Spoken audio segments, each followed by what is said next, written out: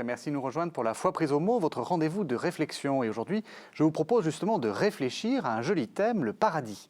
Nous avons tous dans la tête les mêmes images, Adam et Ève dans le paradis, le serpent, la pomme, les premiers hommes chassés du paradis. Alors, que penser de cette histoire? Vivons-nous encore sous la nostalgie du paradis perdu et irons-nous tous vers le paradis? Pour y répondre, deux invités. Le Père Jean-Louis Soulty, bonjour. Bonjour. Alors, Père Soulty, vous êtes prêtre de l'Institut des Frères Missionnaires de Sainte-Thérèse et vous êtes professeur à la faculté de théologie et de sciences religieuses de l'Institut catholique de Paris. Michel Legrain, bonjour. Vous êtes éditeur et vous êtes aussi l'auteur du Guide du paradis chez Armand Collin.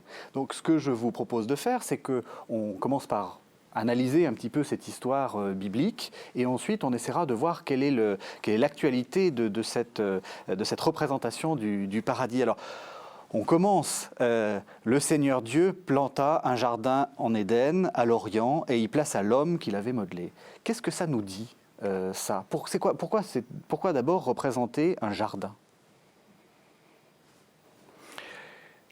Eh bien, nous pensons tous que la Genèse fut écrite tardivement, au bord de l'Euphrate, pendant l'exil des Hébreux.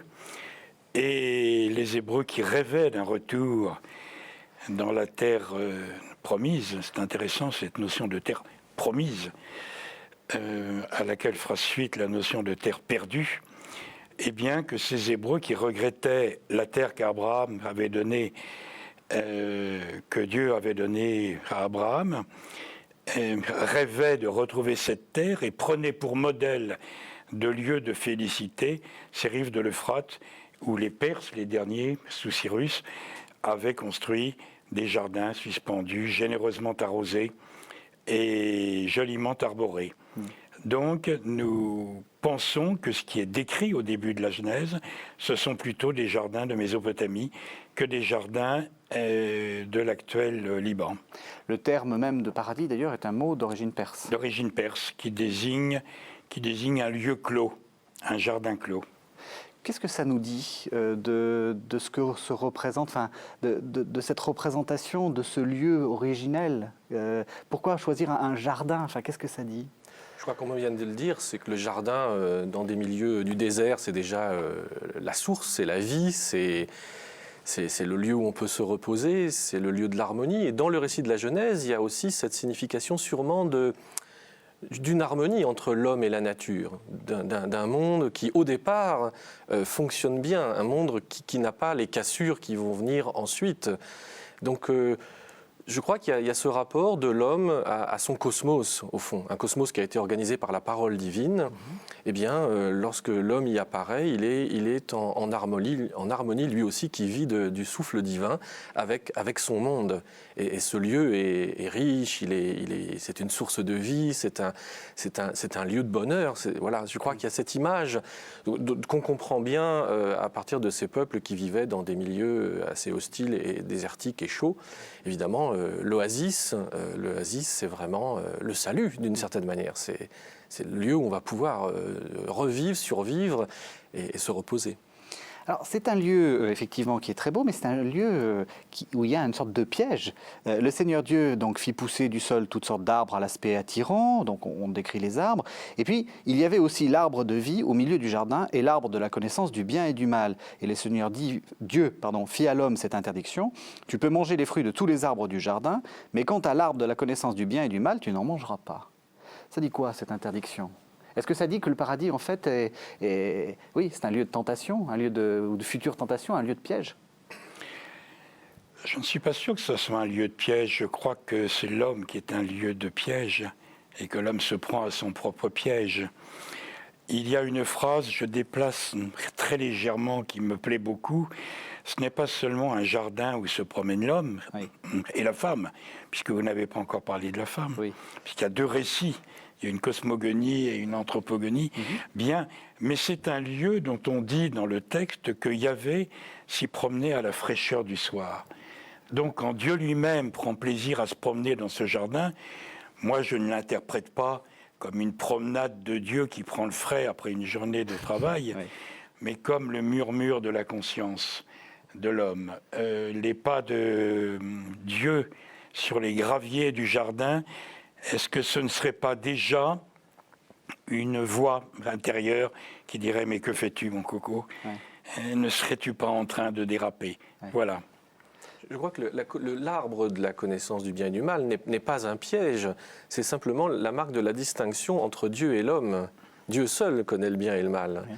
Donc je dirais que c'est le pécheur qui va lire le texte comme le serpent. Le pécheur va dire « Ouh là là, ce lieu paradisiaque est déjà un piège ».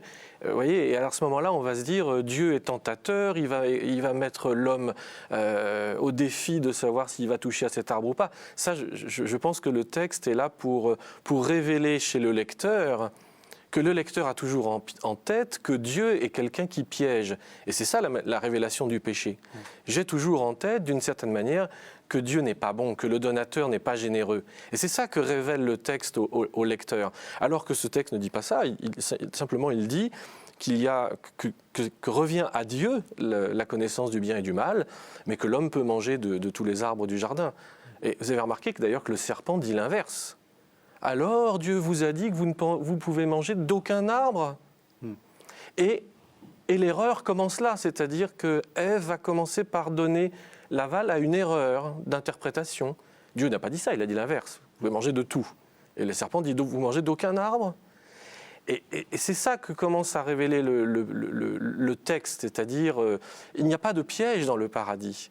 Il y a simplement cette figure du serpent qui vient qu'on trouve dans d'autres textes de Mésopotamie, mais cette figure du serpent qui devient une figure théologique là, pour le lecteur chrétien du livre de la Genèse.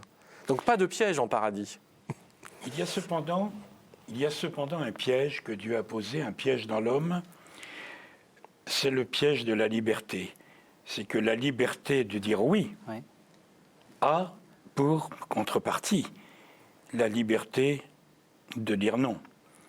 Et l'homme a voulu s'emparer tout à la fois du savoir et de l'autonomie de décider de la loi morale. Mais que c'est la rançon de la liberté. Voilà, il vaut mieux parler de rançon de la liberté que de piège, parce qu'un Dieu qui piégerait l'homme n'est pas un Dieu très crédible. Oui. C'est un Dieu qui a d'abord, vous l'avez noté dans la Genèse quand même, le commencement de la Genèse est un monde harmonieux, où Dieu est en harmonie avec l'homme, où on est dans l'ordre de la vie, de la création, où Dieu confie à l'homme et à la femme tout ce qu'il fait. Il y a des commentaires d'ailleurs juifs du Targum que cite Lévinas souvent en disant si Adam et Ève ont chuté, enfin sont tombés, c'est parce qu'ils ont été pris par la démesure de leur vocation. De même Abraham, de même Moïse. Mais Dieu s'est soucié de cette faille, devant la démesure, d'avoir à être les dépositaires de la création. Dieu s'en est soucié ensuite en prenant soin d'eux, en les habillant et en laissant, comme dira Lévinas, la trace de lumière des êtres qu'ils étaient originellement à travers leurs yeux, à travers ce fameux visage qui maintenant interpelle tout homme. Pourquoi est-ce que connaître le bien et le mal, c'est en fait une malédiction ? Je ne pense pas, je ne parle pas en théologien, je ne pense pas qu'il s'agisse de connaître le bien et le mal, mais de décider du bien et du mal, de décider de ce qui est bien et de ce qui est mal. Ce n'est pas à l'homme à décider de l'ordre moral. Je pense, ici une référence philosophique, à Kant, le ciel étoilé au-dessus de ma tête, la loi morale en moi, mais une loi morale dont je ne décide pas. La loi morale s'impose à moi. Il y a des très belles pages du pasteur Dietrich Bonhoeffer qui a été assassiné par les nazis dans son Éthique, au début de l'Éthique, où il dit justement que l'homme ne peut pas remplacer Dieu dans l'ordre de la connaissance du bien et du mal. Et que le péché fondamental, le péché, c'est pas avoir menti à ses parents ou avoir oublié de faire ses travaux ou avoir triché à l'école. Le péché fondamental, c'est d'oublier cette règle, c'est-à-dire qu'on ne peut jamais se mettre à la hauteur de Dieu dans la connaissance du bien et du mal. Et je crois que c'est ça qui est dit dans la Genèse. C'est ça, cet interdit fondamental. Pourtant, vous êtes théologien moraliste, donc vous avez, on dit souvent que l'Église est gardienne de ces choses-là, vous travaillez un peu là-dessus. Qu'est-ce que vous faites en tant que théologien? Oui, mais vous voyez, par exemple, si on va chercher dans le Nouveau Testament la parabole de l'ivraie et du bon grain, dans cette parabole, Jésus dit qu'on ne peut pas trier entre l'ivraie et le bon grain, que c'est quelque chose qui est réservé à Dieu. Il faut réserver à Dieu ce tri entre le bien et le mal, mais c'est à l'homme d'obéir à la loi fondamentale qui, en lui, l'oriente vers le bien. Tout homme sait qu'il ne faut pas tuer. Ouais. Et alors, votre boulot, c'est quoi, alors, du coup? Mais le boulot, c'est d'expliquer ça, justement. C'est de renvoyer. L'Église manifeste en permanence que c'est Dieu qui connaît le bien et le mal, mais à l'homme d'obéir en lui-même à l'appel fondamental de sa propre vocation. L'homme connaît ce qui est bien et ce qui est mal. Après, il y a des discernements complexes suivant les cultures et les situations, mais fondamentalement, les grandes lois, disons, du décalogue, pour prendre celle-là, vous savez très bien qu'en sortant le matin, vous n'avez pas à prendre un fusil pour tirer sur votre voisin. Tout être humain le sait. Ni à voler la propriété de son voisin, etc., etc. Donc ça, cet appel intérieur, que dit l'Église à travers ces textes de la Bible? Obéissez à cet appel intérieur, parce que sinon votre vie va être violence, exclusion, injustice, elle va être proprement invivable, elle va être l'anti-paradis. C'est ça la question de fond. Alors, on va continuer dans le texte. Il y a le serpent. L'un et l'autre mangent du fruit de l'arbre, qui n'est pas une pomme.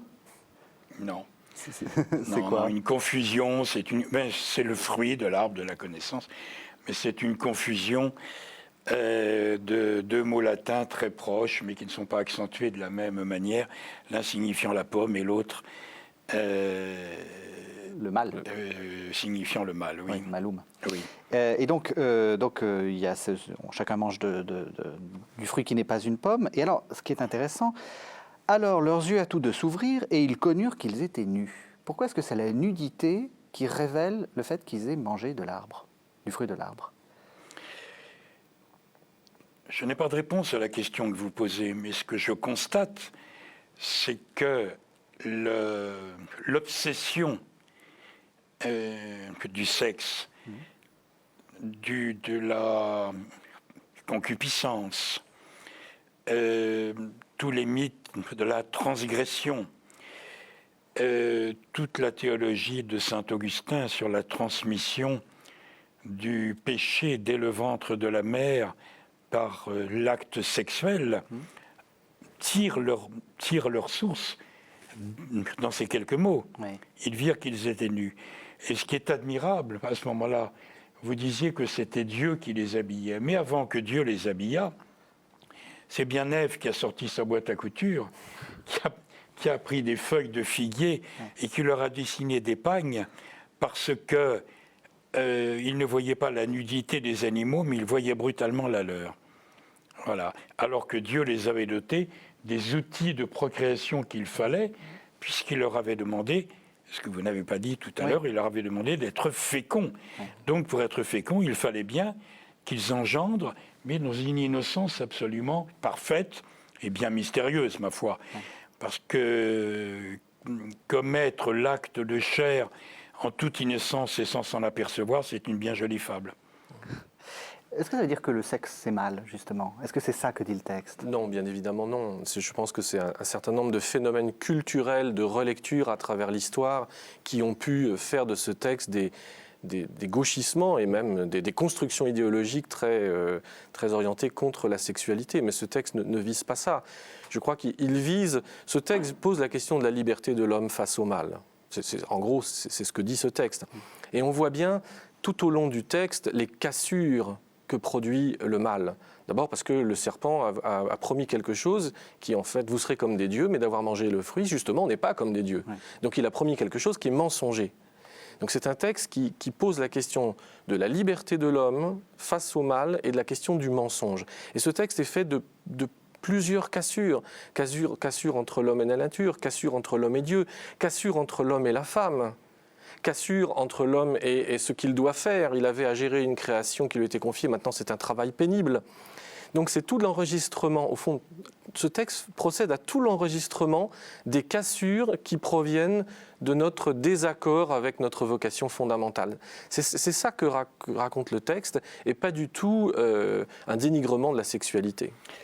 À ceci près, si je peux faire une diversion, c'est que curieusement, dans la Genèse, comme on le retrouve dans la mythologie grecque, la femme, qui est un objet de désir, en qui on prend ou ne prend pas son plaisir, la femme est à l'origine, directement ou non, du malheur des hommes.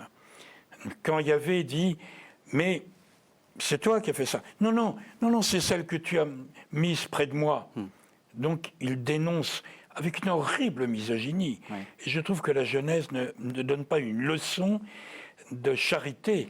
Est-ce que c'est pas parce que c'est aussi un texte culturel, un texte qui est ancré dans une mais culture? dans la mythologie grecque, je vous rappellerai, parce que c'est très proche, que quand Prométhée vient au secours des hommes en allant prendre le feu du ciel pour leur permettre de se nourrir, Zeus pense que l'homme n'est pas à sa place et qu'il a commis une démesure, un des plus grands péchés pour les Grecs.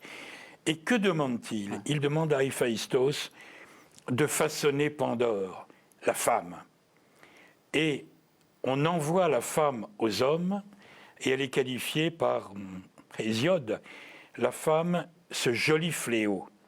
La femme est un fléau, oui, parce que c'est elle qui a laissé l'espérance au fond du vase, dit boîte de Pandore, et qui a laissé tous les maux s'échapper, oui, comme Ève nous a apporté la maladie, le sexe et la mort. Oui. Et vous voyez toute la difficulté qu'il y a à interpréter de manière chrétienne les textes bibliques. Si on en restait simplement à la matérialité du texte, on pourrait aller dans le sens que vous avez noté tout à l'heure, c'est-à-dire d'un dénigrement de la sexualité, d'une figure absolument peu charitable de la féminité. Alors, quand le chrétien lit les récits de la Genèse, il le lit forcément à partir du Christ. Il le lit forcément à partir du nouvel Adam et à partir de la nouvelle Ève. Lire la Genèse, c'est la resituer à l'intérieur de toute la révélation qu'exprime toute la Bible. Et de ce point de vue-là, je pense que c'est une erreur de lire ces textes, je dirais de manière très matérielle, en y projetant culturellement les 20 siècles d'histoire et nos propres interrogations, nos propres énigmes et nos propres répulsions sur un texte très culturel, anthropomorphique, qui représente Dieu à la manière d'un maître qui se promène dans un jardin, l'homme et la femme comme il est raconté là, d'un texte dont on sait d'ailleurs qu'il emprunte à bien des mythologies de Mésopotamie. Donc vous voyez, j'insisterai sur la question de l'interprétation. Le récit de la Genèse, d'un point de vue chrétien, ne peut être reçu, compris, interprété qu'à la lumière de ce que le Christ déchiffre lui-même de cette origine. Hein, le nouvel Adam, ressuscité d'entre les morts, la nouvelle Ève, précisément, une autre figure de la femme. Alors on va terminer l'histoire. Les deux hommes se cachent au regard de Dieu. Il y a une sorte de dialogue où finalement Dieu arrive à savoir la vérité, même s'il la savait certainement avant. Et puis la chute, si j'ose dire. Le Seigneur Dieu le renvoya du jardin d'Éden pour qu'il travaille la terre d'où il avait été tiré. Il expulsa l'homme et il le posta à l'orient du jardin d'Éden, les kéroubim armés d'un glaive fulgurant pour interdire l'accès de l'arbre de vie. C'est ça la chute? C'est ça la fin? On n'a fait qu'entrevoir le paradis? Oui, et ce qui est très étrange, ce qui me trouble beaucoup, c'est que j'ai essayé de me représenter ce paradis. En commettant un livre sur le paradis, on essaye évidemment de savoir ce qu'il est. Qu'y avait-il dans ce paradis? Je voudrais le rappeler, ça prend quelques minutes. Du bdellium. Vous savez ce que c'est? Non. Pourtant, le paradis vous fascine. Oui, mais je ne sais pas. De la cornaline, vous connaissez bien entendu. Ça doit être une pierre. Oui, de la cornaline. Et puis des arbres bons à voir et à déguster. Point final. Cette description, ce rêve de bdellium, de cornaline et de quelques arbres a fait rêver pendant des millénaires l'humanité entière. Donc, nous ne rêvons pas de ce qui est décrit dans la Genèse, mais de tous les espoirs, de toutes les nostalgies, de toutes les illusions, peut-être de tous les rêves que nous mettons derrière, et c'est un texte qui est prétexte, dès lors que nous nous en servons comme d'un déclencheur de nostalgie et d'espoir. Eh bien, c'est parfait, vous me faites une transition vers une deuxième partie de l'émission. On va écouter un texte qui nous fait cette transition-là. C'est un texte de Milton, ça s'appelle « Le paradis perdu », c'est issu du chant 12. De front, ils s'avançaient. Devant eux, le glaive brandissant du Seigneur flamboyait furieux comme une comète. La chaleur torride de ce glaive et sa vapeur commençaient à dessécher le climat tempéré du paradis, quand l'ange, hâtant nos languissants parents, les prit par la main, les conduisit droit à la porte. Ils regardèrent derrière eux et virent toute la partie orientale du paradis, naguère leur heureux séjour, ondulée par le brandon flambant.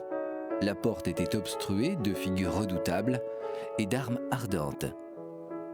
Adam et Ève laissèrent tomber quelques naturelles larmes qu'ils essuyèrent vite. Le monde entier était devant eux pour y choisir le lieu de leur repos, et la Providence était leur guide. Main en main, à pas incertains et lents, ils prirent à travers Éden leur chemin solitaire.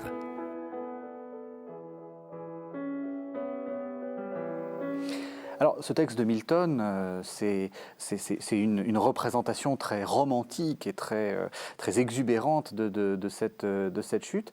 Mais ça dit bien ce que vous disiez, Michel Legrain, c'est que il y a une sorte de paradis perdu, une nostalgie de quelque chose qui finalement n'est pas vraiment dans le texte.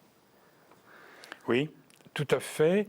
Une nostalgie et en même temps l'espoir de trouver un jour un lieu où ce qui s'apparente à un lieu où on retrouve les conditions qui sont évoquées dans le paradis qu'on a perdu. Nous sommes entre deux... je ne sais pas si c'est le moment d'en parler, mais je suis troublé par le fait que nous sommes tous des enfants de la Méditerranée et nous sommes à ce titre les héritiers tout à la fois des Grecs et des Hébreux par les religions révélées. Et les Grecs pensaient que c'était de la démesure de regretter un passé qui n'existait plus, que d'attendre quelque chose d'un avenir qui fuit et qui n'est pas encore, que de vouloir régler l'ordre du ciel et l'ordre du monde, et qu'il fallait rester à notre place. Et nous avons appris des Hébreux que nous étions en permanence sur des chemins poussiéreux, regretter un lieu dont on nous avait chassés et à chercher une terre promise en permanence. Il suffit de relire tous les grands textes de la Genèse. Et quand les Juifs sortent d'Égypte, c'est en rêvant de la terre promise et on envoie des ambassadeurs pour savoir s'il coule le lait, le miel et si le raisin est aussi bon qu'on le dit. Quand les Juifs sont en exil, ils pendent les harpes aux branches des arbres et ont la nostalgie.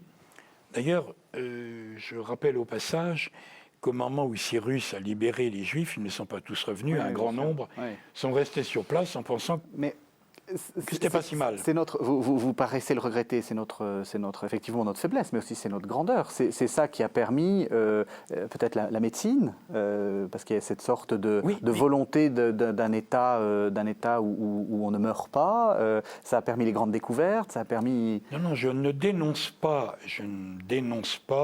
ce cheminement des Hébreux et des Juifs. Je dis simplement qu'en nous, il y a ce double message, et peut-être qu'en relisant bien les textes, nous sommes peut-être exules filii Eve, des fils exilés d'Ève sur le chemin. Mais peut-être que ce qu'on nous demande, c'est de cultiver notre jardin là où nous sommes, plutôt que d'aller courir le chercher au bout du monde. Je me demande si le paradis, il ne faut pas le déchronologiser, c'est-à-dire arrêter de le penser simplement comme quelque chose qui a eu lieu bien loin de nous. Parce que le récit de la Genèse, au fond, il dit quoi? Il dit notre actualité. Il dit que la question paradisiaque, elle est toujours une question actuelle. Pourquoi? Parce que dans la Genèse, encore une fois, la question c'est la liberté de l'homme face au mal, face à la création. Au fond, c'est un texte qui nous interroge en permanence sur que veux-tu faire de ta vie, comment t'y prends-tu pour vivre, à quoi aspires-tu ? Et on pourrait très bien montrer, par exemple, que dans le Nouveau Testament, il y a des échos formidables vis-à-vis de cette question-là. C'est un texte qui pose la question de Dieu. Je le rappose souvent de la parabole des talents. De même qu'Adam et Ève sont dubitatifs à cause du serpent sur la qualité du donateur, est-ce que Dieu vous a bien tout donné ? De même dans Matthieu 25, la parabole des talents, celui qui n'a reçu qu'un seul talent et qui scandalise tout lecteur, parce qu'on le jette dehors et là où il y a des pleurs et des grincements dedans, dit « Je te connaissais comme un homme dur qui sème où il n'a pas semé, ton talent, le voici, il n'a jamais été à moi. » C'est-à-dire, il y a toujours ce doute permanent sur le donateur. Est-ce que Dieu est vraiment libéral, généreux, c'est-à-dire créateur ? Est-ce qu'à tout instant, Dieu est celui que nous révèle Jésus-Christ comme le donateur, le plus généreux. Et au fond, la Genèse, dont on trouve des échos dans le Nouveau Testament, à partir du Christ, repose en permanence cette question. Est-ce que tu te comportes dans ta vie en croyant que Dieu est fondamentalement créateur, est fondamentalement libéral et généreux ? Est-ce que la donation est vraie ? Est-ce qu'il se donne tout entier lui-même ? Ou bien est-ce qu'il y a toujours un serpent pour te dire il y a un doute ? Le piège. Le péché. La Bible appelle ça le péché. Ouais. Il y a un doute. Et s'il y a un doute, qu'est-ce qui se passe ? Tu vas tout idolâtrer. Parce que tu as un doute sur la vérité du donateur. Donc tu vas remplacer le donateur. Tu vas te faire un veau d'or, mais après tu vas te faire aujourd'hui, tu vas te réfugier dans l'argent, dans le sexe, dans la culture, donc que sais-je, n'importe quoi. Tu vas prendre n'importe quoi pour remplacer celui dont le serpent t'a dit qu'il y a un doute. Et je crois que de ce point de vue-là, le récit du paradis, c'est le récit de notre liberté. Nous interroge. Donc, ce n'est pas un récit qui se passe lointainement, c'est un récit qui, chaque fois que nous l'entendons, que nous le méditons, que la liturgie nous le donne de méditer, nous repose cette question et qui a un écho formidable dans le Nouveau Testament et dans ce que le Christ vient dire. Est-ce que Dieu, c'est ça, la question du paradis, c'est est-ce que Dieu est le vrai donateur ? Est-ce qu'il se donne entièrement lui-même et le crois-tu ? Ou bien passes-tu ton temps à le remplacer par des idoles de substitution ? Je crois que c'est ça la question paradisiaque. Ce n'est pas tellement la notion d'un lieu, c'est la question fondamentale de l'existence de l'homme, de sa liberté et de sa relation à Dieu. Alors, oui. Mais vous m'étonnez, si vous permettez, vous m'étonnez un petit peu. Vous parlez du péché dans la Bible. Je n'ai jamais trouvé le mot péché dans la Genèse. Ah, dans la Genèse. Je l'ai dans la peut-être mal Genèse. lu. Oui, mais et les interprétations qu'en ont donné tous les détracteurs, ceux qui n'ont pas voulu avoir une lecture très littérale, je pense à la lecture de Nietzsche, etc. Oui. On a parlé de péché. C'est d'ailleurs venu, le péché originel date, me semble-t-il, de saint Augustin. La faute est devenue péché d'origine, sexuellement transmissible, où on parle d'erreur. C'est d'ailleurs une interprétation qu'en ont eu les Juifs et qu'en a le Coran, puisque tant les musulmans que les Juifs pensent que Adam s'est très vite rendu compte de sa bêtise, je dirais, de sa bévue, et s'en est expliqué avec Yahvé. Et s'en est expliqué d'ailleurs, je n'entrerai pas, je ne veux pas sortir du sujet, mais il y a deux questions qui ont préoccupé, me semble-t-il, les philosophes et les théologiens, mais surtout les philosophes jusqu'au IVe ou Ve siècle. C'est celui du péché, faute ou péché, et celui de la langue des origines. Dans quelle langue Yahvé a-t-il parlé à Adam et Ève ? Quelle langue parlait entre eux Adam et Ève ? Quelle langue parlait le serpent ? Dans la mesure où les linguistes nous apprennent que pour savoir une langue, il faut l'avoir apprise d'un papa et d'une maman. Oui. On est dans une langue. Donc, mystère des langues, ce qui nous incite à avoir une lecture un peu plus allégorique que littérale, d'ailleurs, de tous ces bavardages du début, dans ce jeune couple et entre Dieu et ses créatures. Et vous voyez, vous avez raison de noter ces différences. Je pense qu'on voit bien dans le récit de la Genèse qu'il y a d'abord une erreur. il y a une erreur, puisque le serpent prétend dire ce qu'a dit Dieu, or ce n'est pas ce qu'a dit Dieu. Donc il y a une première erreur. Puis il y a une faute, puisqu'il y avait un interdit et une transgression. Il y a une faute. Et de fait, il n'est pas question du mot péché. Mais toute la Bible après rappellera que le péché est autre chose qu'une peccadille. Le péché, c'est la relation faussée à Dieu, qui commence par une erreur, qui se poursuit par une faute, et qui aboutit, et c'est ça qu'on va appeler péché par la suite, qui aboutit à remplacer Dieu par une idole.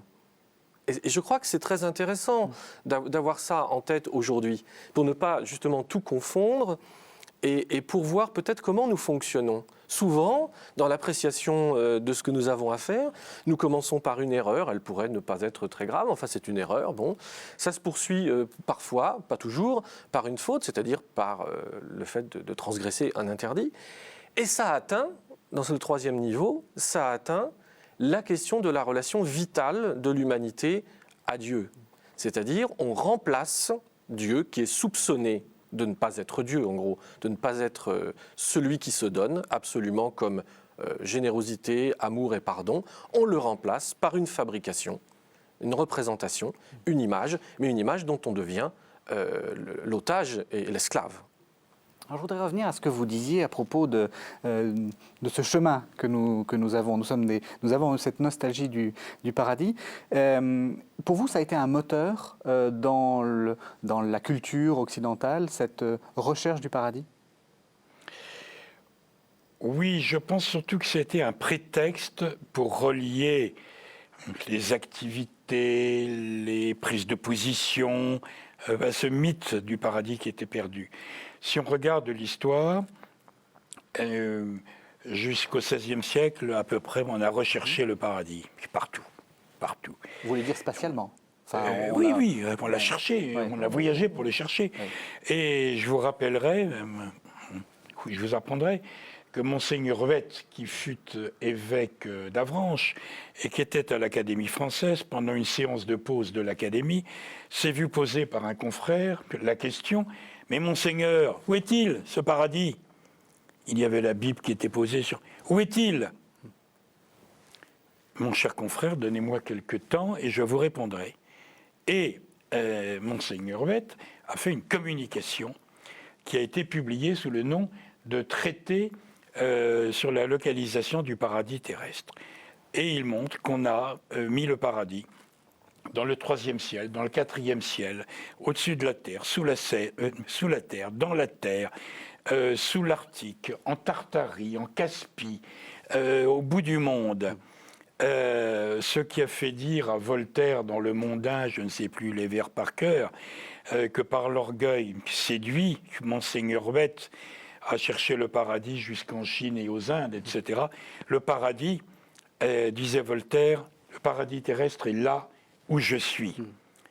Ce n'était pas un théologien, mais il n'avait pas entièrement tort. Alors, donc, vous avez dit on a cherché le paradis partout. C'est un prétexte. On a cherché le paradis partout, on ne l'a pas trouvé. Ouais. Et on ne l'a pas trouvé. Alors, comme on ne l'avait pas trouvé, on a mis à profit les grands voyages autour du monde des navigateurs qui étaient en compétition du XVIe au début du XIXe siècle.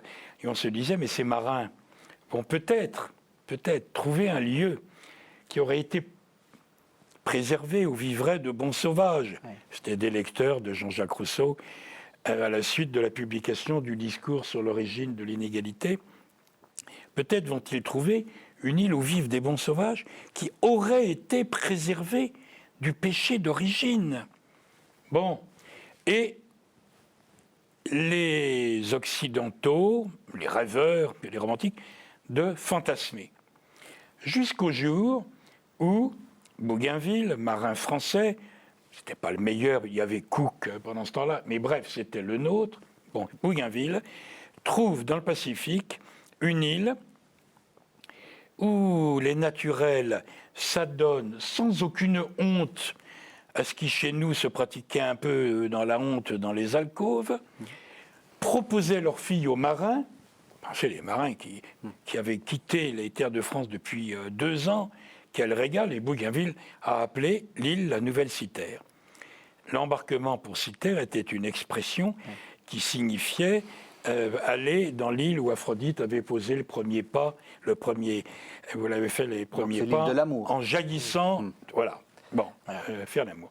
Et Bougainville reprend la mer quelques jours plus tard, s'aperçoit, ou il se fait dire par le chirurgien de bord que tous ces marins sont malades, ont contracté une maladie dite honteuse, et Bougainville écrit, je l'ai lu en toutes lettres dans son journal de bord, « Les Anglais nous ont précédés ». Et du coup, il n'y a pas de bon sauvage. Il n'y a pas de paradis. Mais le récit de son voyage n'a pas été bien lu par les Occidentaux, qui ont passé sous silence ce détail de maladie, et le mythe insulaire a démarré. Et a démarré et a donné lieu à toutes sortes d'écrits. Je ne vous les cite pas tous, mais Paul et Virginie est un des plus célèbres. Le dernier livre qu'on a trouvé sur la table de Napoléon, qui se mourait à Sainte-Hélène, c'est Paul et Virginie. Alors, il y a cette recherche, disons, au cours du 18e, 19e siècle, et puis il y a une recherche très, très profane, et peut-être même très laïque. Très profane, puisqu'au 19e siècle... On peut dire que le communisme, c'est aussi une recherche dans la seconde moitié du 19e, paradis. Il y a quelques généreux utopistes ou visionnaires, incrédules ou agnostiques ou déistes vaguement, mais qui ont dit, écoutez, foutez-nous la paix avec ce paradis. Si on ne l'a pas trouvé, c'est qu'il n'existe pas, ou alors c'est l'affaire de Dieu. Ce paradis, si on ne le trouve pas, nous, on va vous le créer. À main d'homme. Nous avons des mains de bâtisseurs, nous allons le bâtir, ce paradis. Et Eugène Pottier, à la suite de la Commune de Paris, de la répression de la Commune de Paris, a rédigé un hymne qui s'appelle l'Internationale, qui est devenu l'hymne de l'URSS, « Debout les damnés de la terre ». Les damnés de la terre, ça veut dire quoi? Ça veut dire que les prolétaires étaient en enfer et qu'ils promettaient de les sortir de l'enfer. Pour les mener où? Eh bien, le grand soir, on ouvrira les portes du paradis des prolétaires. Et puis, il y a un très bel article de Pierre Larousse sur le progrès dans son grand dictionnaire du 19e siècle. Aussi le paradis. Un article fleuve où il explique que le progrès de la science, le progrès des techniques, le progrès de la médecine, le progrès de l'éducation feront que les hommes commenceront à parler entre eux, s'entendront, et que de toute façon, il n'y aura plus jamais de guerre fratricide. On était quand même en 1870, on sait ce qu'il en est advenu. Le XXe siècle a connu plusieurs enfers successifs. Alors ça nous permet ça nous mène à des recherches plus récentes du paradis. Chacun sait que sous les pavés, il y a le paradis. Ça nous amène justement à la question de l'actualité du paradis, donc un troisième temps dans notre émission, et on va on va entendre lire un texte de Hans Urs von Balthasar que je vous laisse découvrir. Les ténèbres de Dieu sont le côté de sa lumière que nous n'arrivons pas à saisir. Elles sont le domaine réservé de Dieu, le signe visible de sa souveraineté et de son éternelle transcendance. Il ne les met pas à notre disposition, et tel est le sens de l'interdiction du paradis. Mais nous autres, nous ne supportons pas qu'on nous cache quelque chose, et nous méconnaissons alors que l'amour éternel a besoin de ces espaces infinis et de sa ténèbre pour pouvoir se diffuser éternellement, et aussi parce que tout amour est vulnérable et sans défense.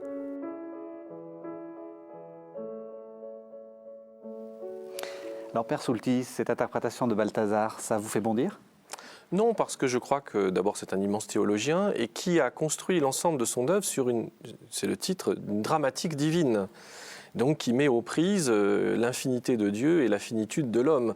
Donc il n'est pas étonnant que dans le style même et dans la manière de s'exprimer, il y ait ces fortes images. Et puis en même temps, c'est un théologien qui a le très grand souci de protéger, à juste raison, la transcendance de Dieu. Oui. C'est-à-dire, comme je le disais tout à l'heure, ce rappel qu'il faut sans cesse faire que l'homme ne peut pas mettre la main sur Dieu.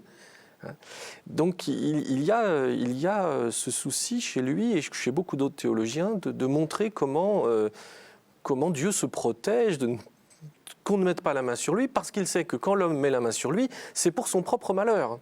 Voilà. Alors, Actuellement, c'est quoi la doctrine sur le paradis? Qu'est-ce qu'on dit? Que c'est un lieu, Est-ce que les théologiens, justement, comme disait Michel Legrain, ont essayé de mettre la main sur le paradis? Vous parlez de mettre la main sur Dieu, de mettre la main sur le paradis et d'essayer de lui assigner un lieu. D'abord, vous remarquerez que dans toute l'histoire de la théologie, quand même, le magistère est très économe pour parler de paradis. Dans le catéchisme de l'Église catholique aujourd'hui, il n'y a que quelques numéros pour nous rappeler l'essentiel de la doctrine, qui remonte en gros à saint Thomas d'Aquin en passant par le Concile de Trente. Mais on est très économe parce que quand on touche aux réalités dernières, l'Église n'aime pas trop se représenter les choses. On le voit d'ailleurs même dans l'Écriture, où lorsque saint Paul parle de la vie éternelle, du destin de ceux qui sont morts, sous la pression des Thessaloniciens qui veulent absolument se représenter les choses, Paul met à distance en disant « ces choses-là, on ne sait pas ». Donc je crois que l'essentiel aujourd'hui, c'est de dire que c'est un lieu, que le paradis, c'est la vocation qu'a l'homme d'être en communion éternelle avec son Créateur, avec Dieu. Au fond, c'est ça qu'on peut dire pour résumer. Thomas d'Aquin va parler de vision béatifique. Après, peut-être que dans les conflits avec la Réforme, au Concile de Trente, on va accentuer des affaires plus techniques et qui seront plus difficiles, rappelant le péché originel, le problème des enfants morts sans baptême, etc. Ouais. Mais l'essentiel, c'est que le paradis n'est pas une figure spatiale. Le paradis, c'est, comme je vous l'ai dit tout à l'heure, c'est la promesse, c'est la vocation qu'a l'homme de retrouver la communion avec son Créateur par l'œuvre du Christ, qui le restaure et qui le sauve. Je crois que c'est profondément ce mystère de communion, ce mystère de vocation et ce mystère d'accomplissement de la liberté de l'homme. Il y a la question de l'astronomie, justement, parce qu'avant, on localisait le paradis...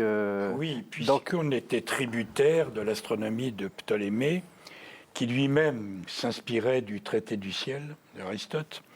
Donc, Ptolémée était un astronome du IIe siècle, un géographe, et ça a prévalu jusqu'à Galilée.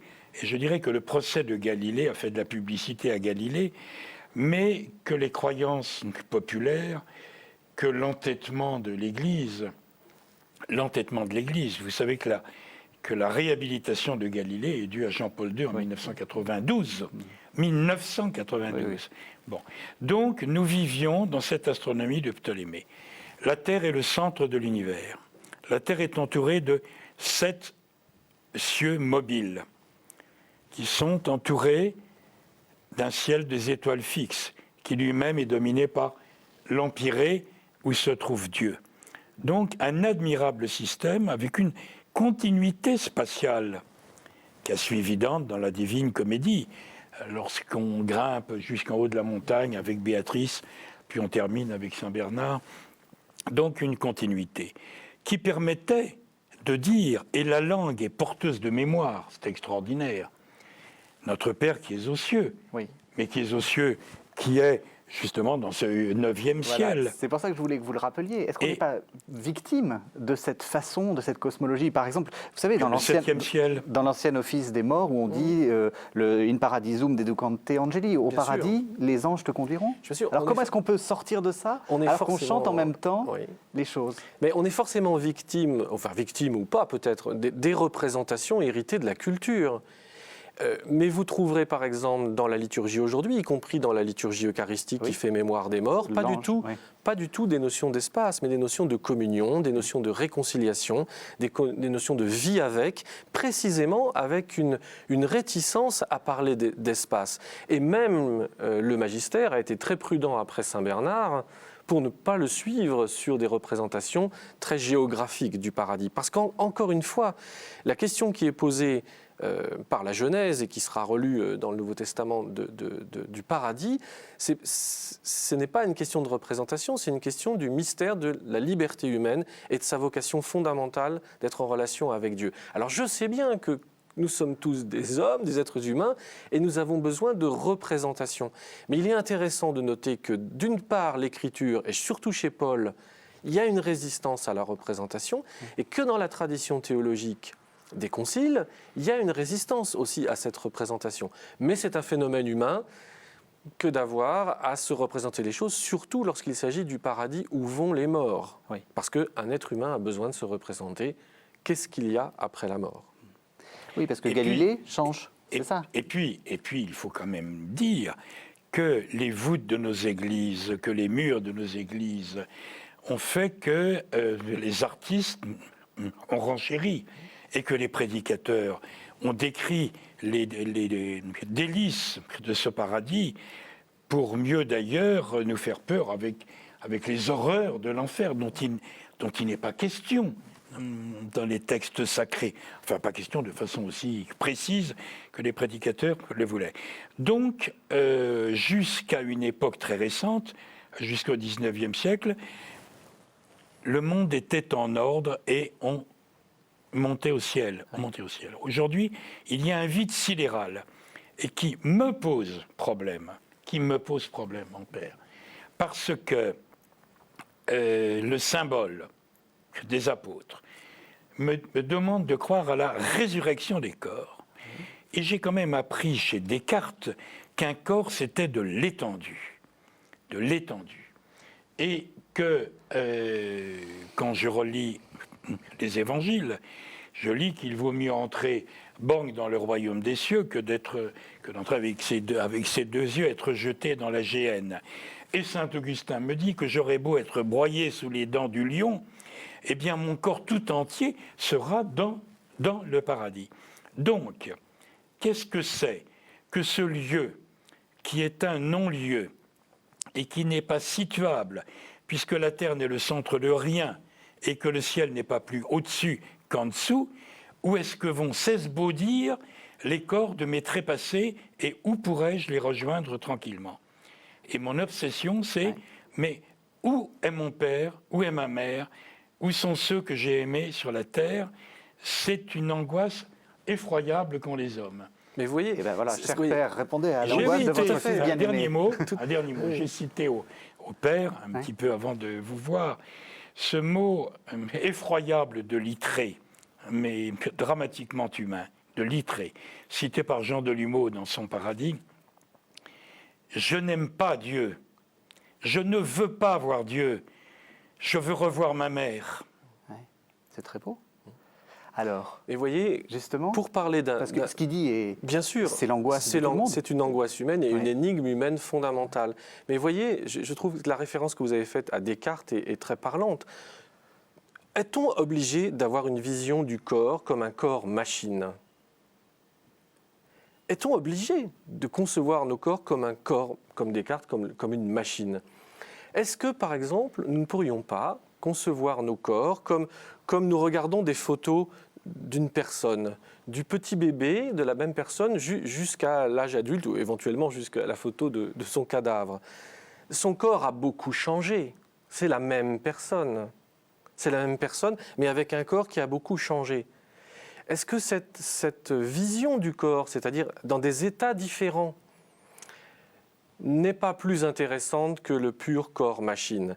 Et est-ce que, comme le dit la tradition de la foi catholique, au fond, ce qui informe cet état du corps à chacune des étapes, c'est pas précisément cette âme, mais cette âme autre chose comme que le fantôme dans la machine, qui est un peu une stupidité d'enfant.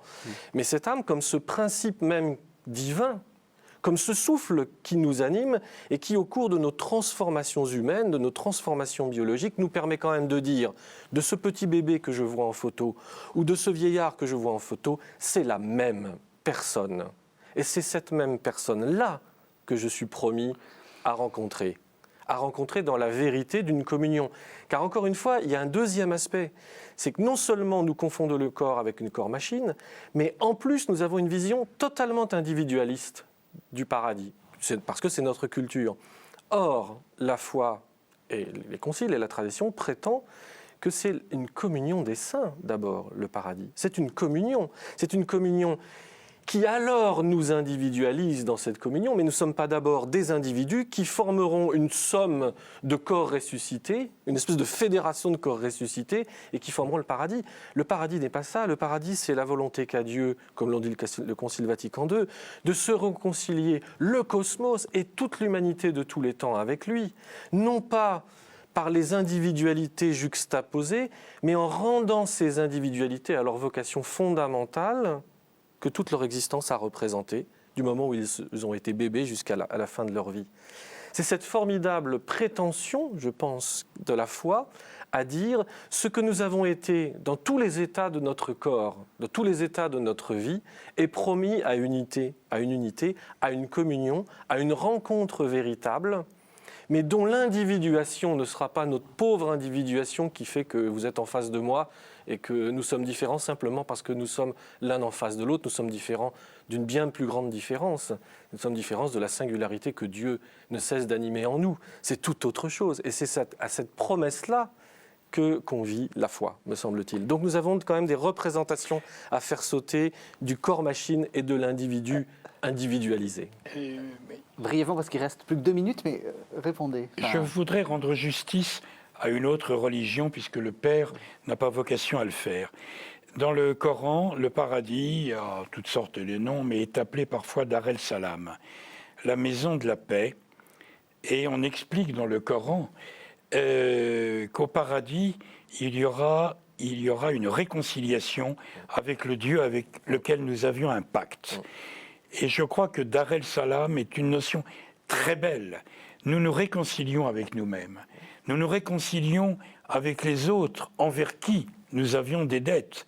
Et nous nous réconcilions avec notre Créateur qui est venu racheter une dette que nous avions en rachetant le péché des hommes. Un lieu de paix, la paix étant la réconciliation.